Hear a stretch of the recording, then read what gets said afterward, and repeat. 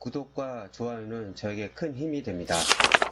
안녕하세요. 부동산 뉴스를 읽어주는 박 팀장입니다. 오늘은 부동산을 이제 하고 있다 보니까 오늘 지식 나눔을 하려고 합니다.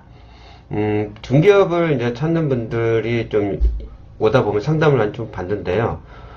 이번에 이제 법이 좀 계속 바뀌다 보니까 잠깐 오해를 하신 분들이 있어요. 죄송합니다. 좀 물려가지고. 1세대 1주택은 요건만 맞추면 비과세잖아요. 이거는 팔고 또 사고 요건이 맞으면 계속 비과세인데, 비과세가 하평생 한 번인 줄 알고 있는 분들이 있습니다. 그거는 옛날에 이제 법이 바뀐 거주형 주택이에요. 주택 임대사업자 여러 채 갖고 있고, 뭐 그런 법은 제가 요건에서 좀 이따 설명드릴 건데, 그런 부분에 좀 혼돈이 오다 보니까 이런 데서 이제 조금 오해를 하신 분들도 있고요. 고가주택에서도 조금 더 잘 디테일하게 모르시는 분도 있어가지고 제가 오늘 다 싸잡아서 한 번에 설명을 드리겠습니다. 쉽게 이해할 수 있게 설명을 드릴 테니까 다음부터 그런 거는 그냥 기본적으로 알고 있는 것처럼 하십시오. 그럼 들어가 보겠습니다. 자, 들어가겠습니다. 1세대 1주택 비과세 개요는 이 뜻입니다. 한 세대가 1주택을 가지고 있는 거는 본인 그리고 배우자가 같은 주소에 거주하고 있을 때 그 1세대가 한 주택만 보유하고 있을 경우 2년 이상 그 주택을 말하는 겁니다. 근데 이게 1세대 1주택 보유를 하고 2년 이상 보유 거주 조건일 때, 그러니까 9억 이하 할 때만 비과세라는 겁니다. 전에는 보유만 돼 있었는데 이게 강화가 된 겁니다. 그게 위의 뜻이 이 지역의 조정 대상 지역으로 들어가기 전에 취득을 했을 때는 보유만 하면 되지만 2년을. 근데 조정 대상 지역으로 조정 대상 지역 지정 이후에 취득한 경우는 거주 요건이 들어가야 되는 거예요. 이해를 하시겠죠? 그러니까 이 조정 대상 지역으로 지정했는데 그 전 사람까지 하진 않는단 말이에요. 법이라는 거는. 그 후에 항상 뭐든지요. 전에 것까지 싸잡아 가지 않습니다. 자, 이해를 잘 못하시는 것 같아서 제가 하나 설명을 드릴게요. 남양주 왕숙입니다. 이번에 3개 신도시 2개를 제가 예를 든 거예요. 근데 여기 남양주 왕숙은 조정 대상 지역이에요. 근데 본인이 이걸 샀어요. 조정 대상 지역이 지금 조정 대상 지역이잖아요. 이걸 샀어요. 그러면 거주 요건이 필요합니다. 근데 고용 창릉 같은 경우는 거주 요건이 없습니다. 지금 조정 대상 지역이 아니에요. 근데 남양주 왕숙이 그 전에 지금 조정 대상 지역이지만은 그 전에 샀다고 하면은 거주 요건이 필요가 없습니다. 고향 창릉도 어떻게 바뀔지 모르는 거잖아요. 지금 현재로서는 거주 요건이 없어요. 근데 내가 사고 나서 고향 창릉이 조정 대상 지역으로 들어갔다고 하면은 거주 요건이 들어가는 겁니다. 전과 후가 틀린 거예요. 그것만 이해하시면 됩니다. 1세대 1주택은 평생 한 번이 아니라 이 요건만 갖춰주면은 팔고 또 다른 거 사서 우리가 일시적 2주택도 있잖아요. 다 비과세 요건 해줍니다. 상속 같은 것도 그렇고요. 여러 가지 조건들이 있어요. 근데 1년에 평생에 한 번이라면은 수요와 공급이 맞겠습니까? 팔고 또 이게 사야 되는데 혜택은 어느 정도 줘야 되는 겁니다. 이해하시겠죠? 그래서 1세대 1주택 평생 한 번이라는 말은 안 하셔야 됩니다. 그 기본적으로 어느 정도 알고 있는 건데 그 다른 거 제가 좀 이따 설명드린 거에 대해서 혼돈이 와서 하시는 거예요. 자, 그러면 다음 여기서 조금 헷갈린 게 또 있습니다. 1세대 1주택인데 고가주택 9억 이상일 때 9억 이하냐 9억 이상이냐잖아요.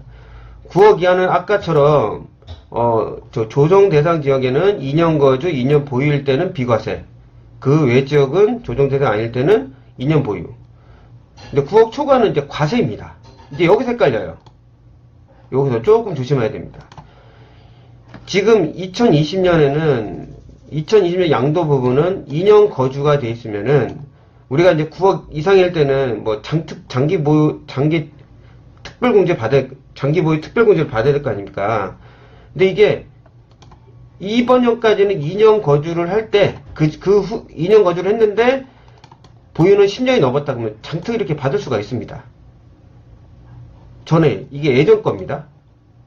근데 2020년은 2019년이에요, 이건요. 2020년에 이렇게 돼 있습니다. 근데 이게 내년에 가면 어떻게 되냐면요. 바뀌었어요. 더 이제 투기세를 아예 줄이겠다는 거예요. 뭐 팔으면 그렇게 팔아라, 좀 혜택은 덜 주겠다. 거주 기간까지 늘려버렸습니다. 이건 이건 밑에는 좀 이따 설명을 드릴게요. 자, 보시면 제가 좀 크게 뽑았는데요. 현행은 그냥 2년만 지나면은 이렇게 보유기간을 줍니다. 다주택자고 개선된 건 다주택은 똑같아요. 개선된 건 어떻게 됐냐? 자, 3년, 4년에는 24%는 똑같은데 보유만 했을 때 24%였는데요. 거주까지 넣어버렸습니다. 4년, 5년 거주를 다 넣어버렸어요. 합쳐야지 이렇게 되는 거예요. 거주 요건이 더 강해졌습니다. 내년부터는. 이거를 이해하셔야 됩니다. 이거 잘못했다 헷갈려요. 요거를. 내년부터는 이게 바뀐다는 거 확실히 알아둬야 됩니다. 이게 이 거주 기간이 내년하고 올해하고 완전히 틀리다는 걸 아셔야 돼요. 그리고 2019년은 이랬습니다. 그러니까 이게 좀 헷갈려요. 요걸 조금 잘 이해를 하셔야 됩니다. 아까 제가 말씀드린 거 확실히 이해하시겠죠?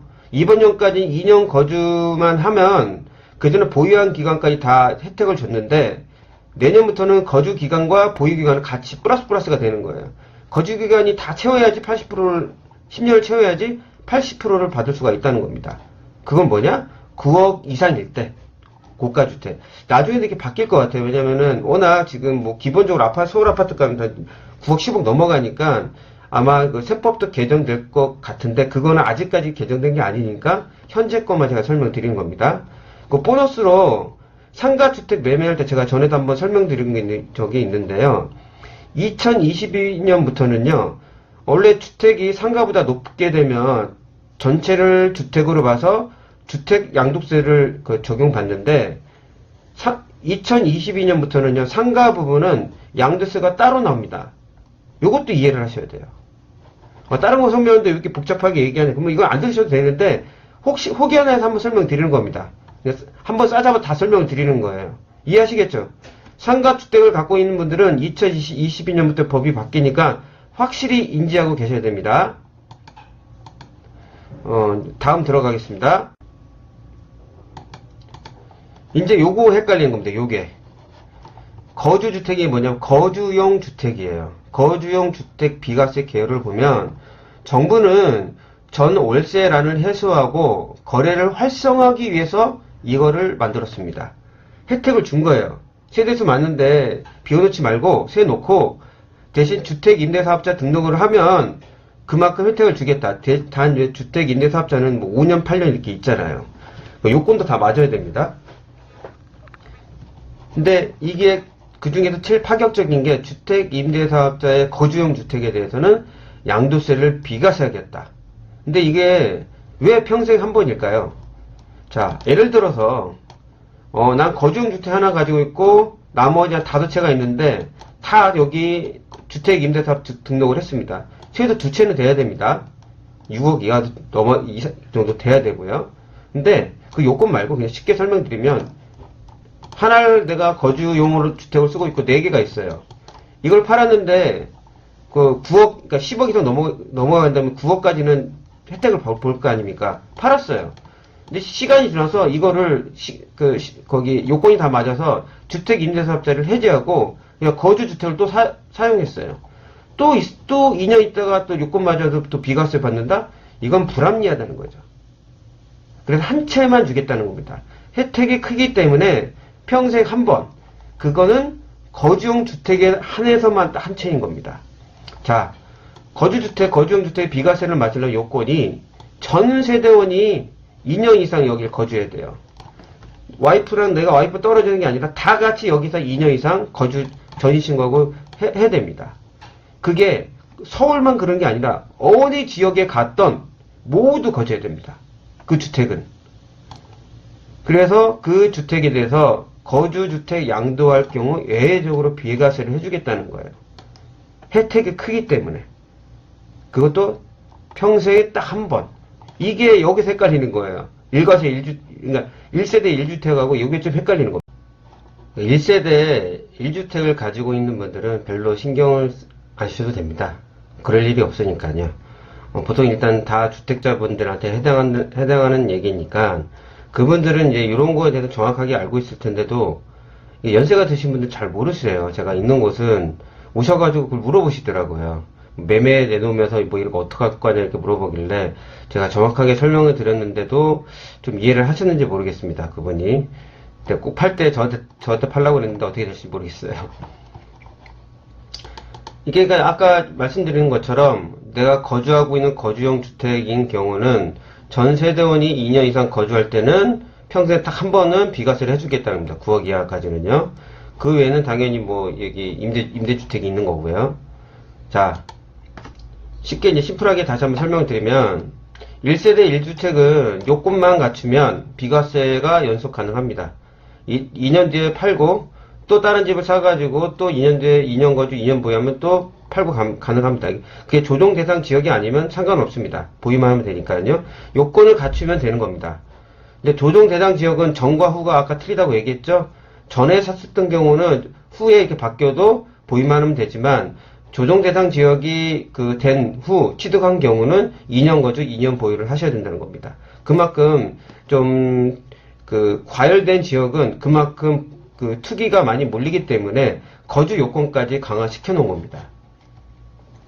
고가주택 같은 경우는 이제 뭐 9억 이제 이것도 법이 나중에 바뀌겠지만 9억 초과분에 대해서는 이제 세금이 있습니다.